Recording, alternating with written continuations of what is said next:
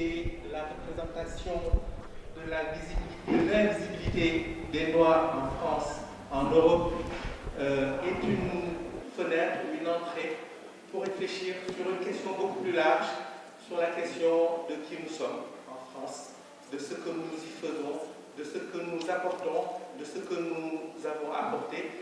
Et il le dit et il le répète en parlant d'un voyage au cœur d'une présence invisible.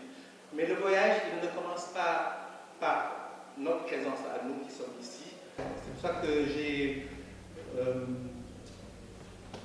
titré ma préface Un si long voyage, et un petit clin d'œil à Mariama Ba, une si longue lettre. C'est presque une lettre qu'on envoie à nos compatriotes français ou franco-africains ou africains. Et un prétexte pour nous poser les questions qu'on se pose souvent ici, aux Journées nationales des diasporas africaines. Là. Il y a une appétence pour cette rencontre parce qu'il y a peu d'espace finalement pour nous poser ces questions de façon plus approfondie, de prendre les choses avec plus d'acuité. Et quand on a la chance d'avoir un sociologue qui à la fois regarde notre présence ici telle qu'elle est aujourd'hui, mais en la remettant dans une sorte de rétrospective historique pour donner une perspective vers l'avenir. On parle des Noirs, mais Marfal va chercher dans la sociologie, dans l'histoire de la sociologie, quelqu'un comme Max Weber, qui parle des groupes sociaux. Mais la conception weberienne des groupes sociaux est pratiquement différente de ta conception des groupes ethniques. Oui. Qu'est-ce qui fait que tu amènes justement cette question des groupes sociaux par rapport à Max Weber et par rapport à la question des Noirs? Oui.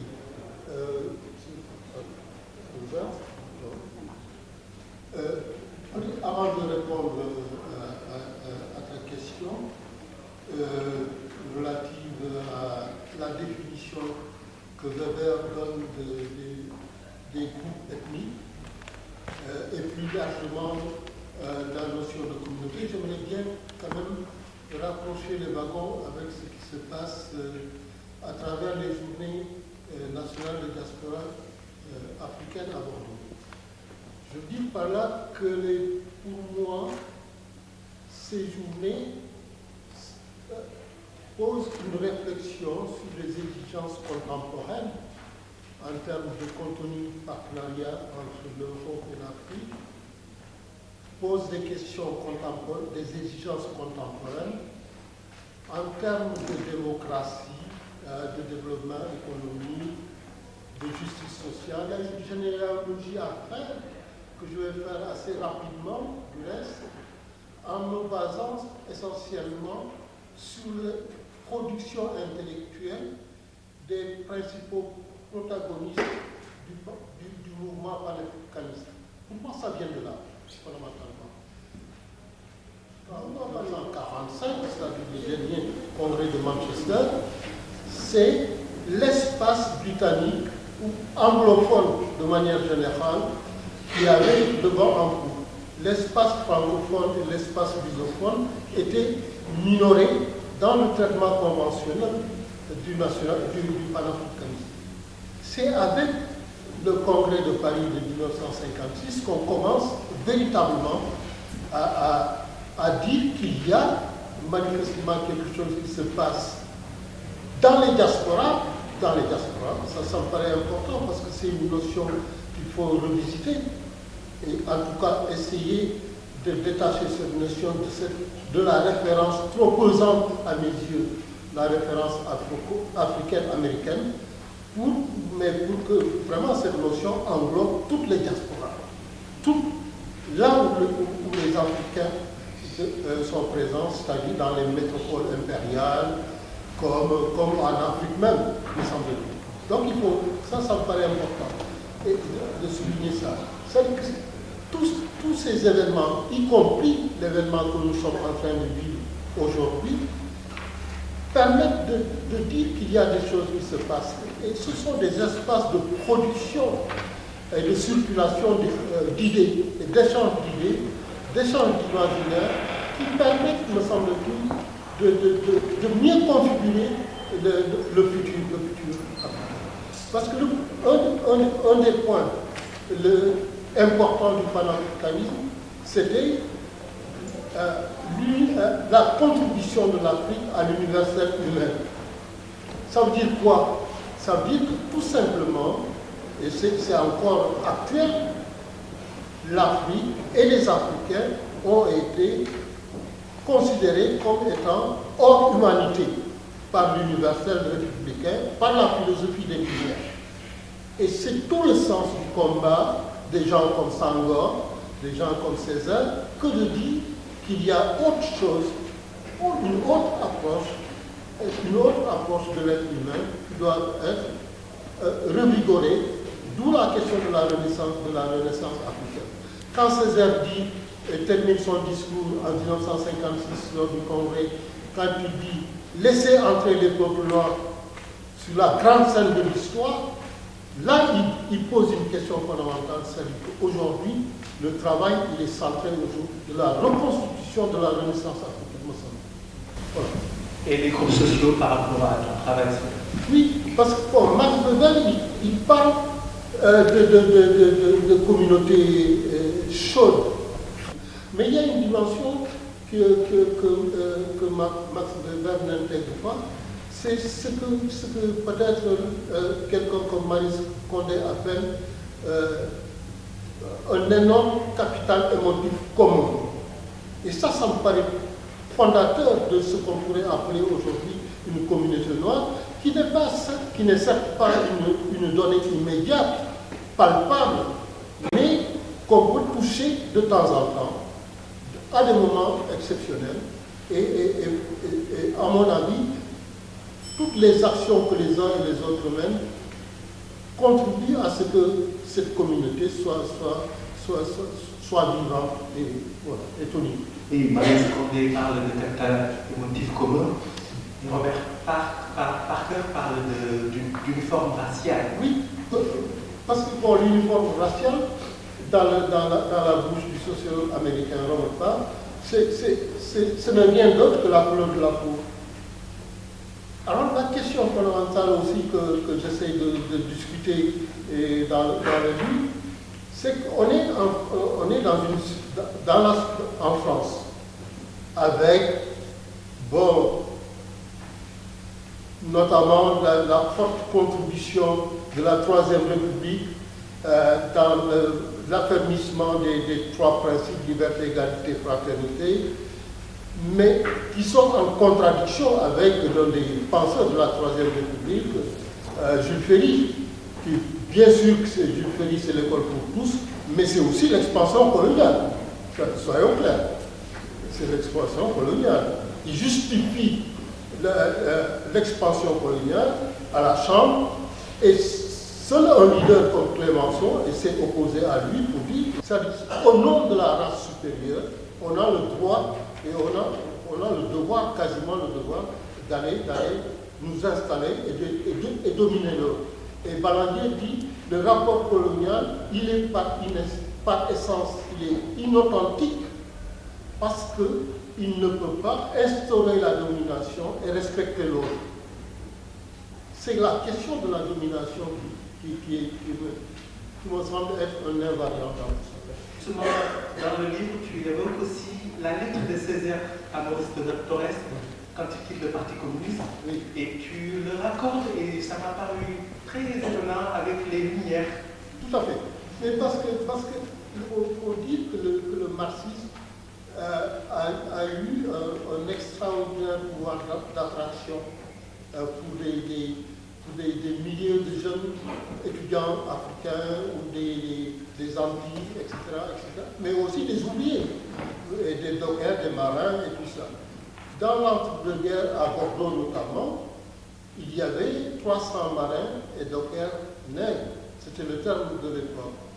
Ils étaient, au départ, influencés par les partis communistes, et petit à petit, ils se sont sentis pas tout à fait représentés, pas totalement représentés par la CGTU, et ils ont créé leur propre syndicat, les véritables syndicats nègres, avec des revendications spécifiques Et quand on regarde très bien l'histoire du mouvement communiste international, on se rend compte que, bon, bien sûr que le marxisme a eu un pouvoir d'attraction. Pourquoi? Parce que le marxisme se présente comme une grande gomme universelle qui vient effacer les différences de race, de sexe, de genre, etc. Et son pouvoir d'attraction, c'était ça. Mais Césaire, dans sa fameuse lettre de démission, cette lettre qu'il adresse à Maurice Thorez en 1956, quand il démissionne du Parti communiste français, il met l'accent justement sur la difficulté, sur les limites du Parti communiste à pouvoir faire état de la singularité, de l'expérience singulière de la domination coloniale, de l'expérience singulière des Noirs aux États-Unis, etc., etc. Et Césaire est très précis. Il dit que les communistes, comme les libéraux de l'époque, comme les gens de la vieille SFIO, la section française de l'international de guerre, tous ces gens-là, toutes ces personnes, toutes ces organisations partagent et adhèrent à l'idéal républicain à travers ces trois principes, liberté, égalité et fraternité. Et on se rend compte, moi je me suis rendu compte aussi, en travaillant, en faisant une enquête auprès de jeunes de parents africains en Aquitaine, 131 jeunes, c'est pas une histoire de représentativité, bon, ça j'en ai rien à faire, certainement, mais la méthodologie que j'ai utilisée me permet de dire que ça a un sens. Pourquoi ça a un sens? Parce que je suis allé à la rencontre de ces jeunes, en groupe ou individuellement, et ils m'ont raconté leur vie, leur place, comment ils vivent leur place dans la société française. Et certains adhèrent, majoritairement on va dire, tous adhèrent à liberté, égalité et fraternité. La promesse républicaine. Oui, mais ils se rendent compte que dans la pratique, au quotidien, ils se heurtent à des questions liées à la couleur de la peau, à des questions liées à la discrimination, au racisme et tout ça. Et ça bon, c'est un débat qu'il faut avoir ensemble. D'ailleurs, je cite Césaire, il dit que nous sommes prêts à prendre les responsabilités parce que nous avons conscience de notre situation et de notre singularité. Oui. Et là, justement, il y a quelque chose qui est assez récurrent en France, c'est le débat entre les universalistes et ceux qui ne sont pas forcément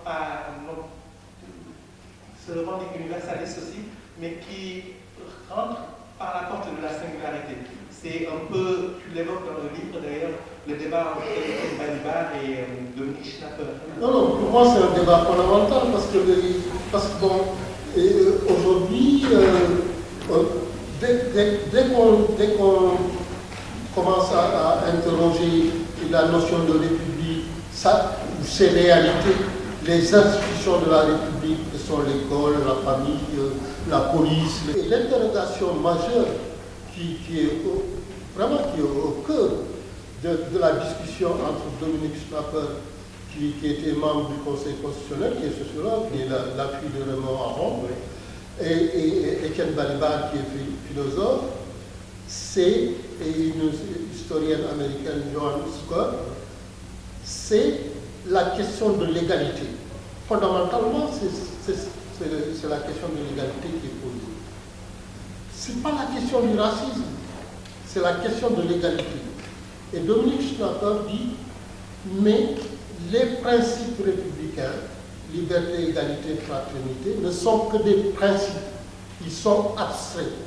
Ils ne sont pas censés refléter la réalité sociale. Et Balibar dit, non mais il y a un problème. Il y a un problème. Mais la réalité sociale, c'est quoi? On en fait quoi? Et Dominique Schnapper dit, il faut apporter des corrections là où ça ne marche pas, dans la mise en œuvre des principes républicains.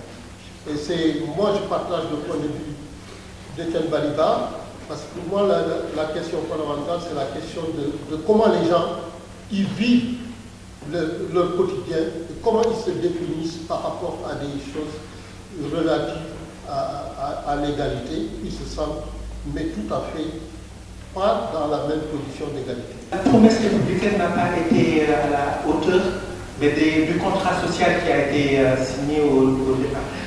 D'ailleurs, tu le dis sur la question du racisme, tu dis qu'elle fonctionne de manière très perverse en France, parce qu'à la fois, on demande à des populations définies par leurs différences qu'ils s'inscrivent dans une culture, et de l'autre côté, on ne leur reconnaît pas leurs différences. Donc il y a une sorte de schizophrénie, d'injonction presque paradoxale.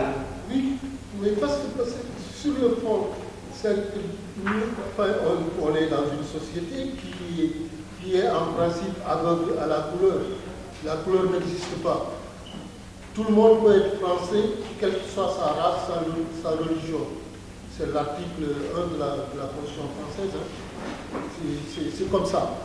Mais sauf que tout le monde sait que ce n'est pas vrai. Ce n'est pas vrai du tout.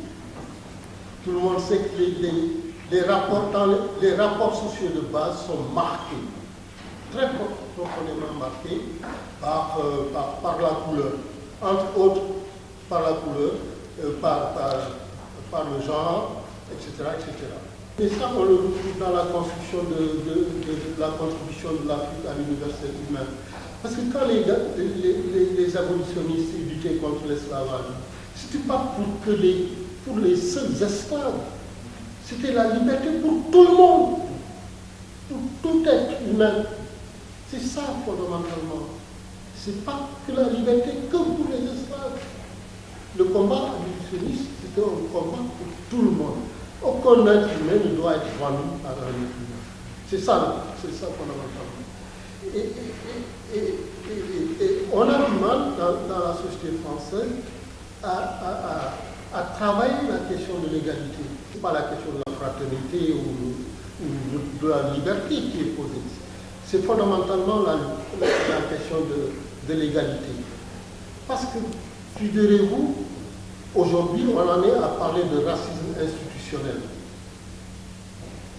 C'est-à-dire que les institutions qui sont censées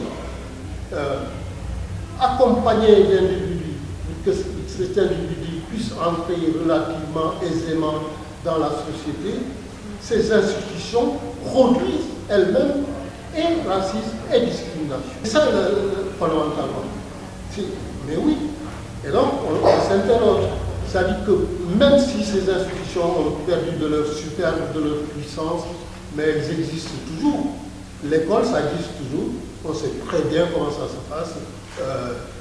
Il y a énormément d'enquêtes qui ont été faites autour du racisme et des discriminations à l'école. On le sait, c'est vérifié. Mais on en fait quoi pour l'instant? Pour l'instant, pas grand-chose.